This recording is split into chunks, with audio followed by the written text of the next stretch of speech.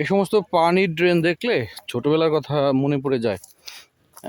এইরকম ড্রেনে আমার বাবার সাথে যেতাম, এই যে ধান খেতে কিংবা বিভিন্ন জায়গায় যখন এই ধান খেতে আসতাম, তখন এখান দিয়ে এইভাবে পানি প্রবাহ থাকতো জমিতে পানি দেওয়ার জন্য। অনেক মজা করতাম, অনেক মজা, অনেক গোসল করতাম এই পানি দিয়ে। মানে যেগুলো আসলে পিছনের স্মৃতি মনে পড়লে আসলে ভাবি যে কখনো কি আর সেই দিনগুলো পাবো না। আপনারা দেখেন যে আসলে সৌন্দর্যটা কি।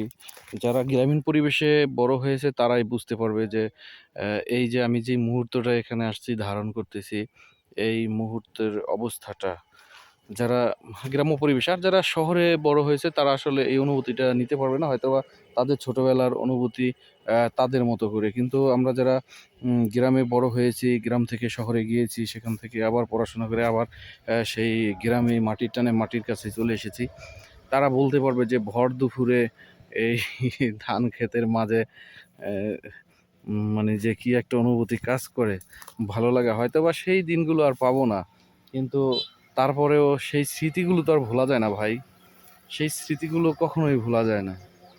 আমি যে সবচেয়ে আমি আরেকটা জিনিস দেখাই, আমরা যখন ছোট ছিলাম তখন এই যে ধানের যখন এই যে কুশিটা বের হতো, তো আমরা এই একটা একটা করে খেতাম। এটা একটু ছোট, আরও যখন একটু বড় হবে তখন এই এই ধানের ভিতর চাপ দিলে সাদা দুধের মতো বের হতো, এবং সেই জিনিসটা খুব আমরা খুব মজা করে খেতাম। এরকম যে ধানের যে কুশিগুলা বের হয়, আসলে এটা যে কত ভালো লাগা, ভালো ভালো লাগার জায়গা, অনুভূতির জায়গা, এটা তো আসলে ব্যক্ত করা যাবে না।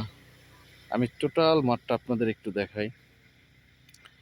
দেখেন, আমি আরও একটা জিনিস এখানে লক্ষ্য করেছি যে এই ভিডিও গত গত বছরে আমি এই জায়গাটা এসেছিলাম, এবং এই ভিডিওটা দিয়েছিলাম যে ওই যে একটা বাড়ি, ওই ভিডিওটা আছে আমার চ্যানেলে। তো এর সাথে সাথে এখন দেখেন আর একটা বাড়ি আসছে আবার সেই বিলের ভিতরে, ওই যে দূরে। কি অদ্ভুত এই জায়গায়, কিভাবে মানুষ থাকে ভাই! যে রৌদ্র, এই রৌদ্রের ভিতরে কি আদৌ এখানে মানুষ থাকা সম্ভব? দেখেন, কোনো গাছ নাই, কিছু নাই, নতুন একটা ঘর তুলছে আবার, এখানে মানুষ বসবাস করবে, মানুষ থাকবে। কি অদ্ভুত বিষয়! হ্যাঁ, আমরা একটু গরম হইলে হাঁপিয়ে পড়ি, আর কিভাবে থাকবে এত রোদ্রের ভিতরে?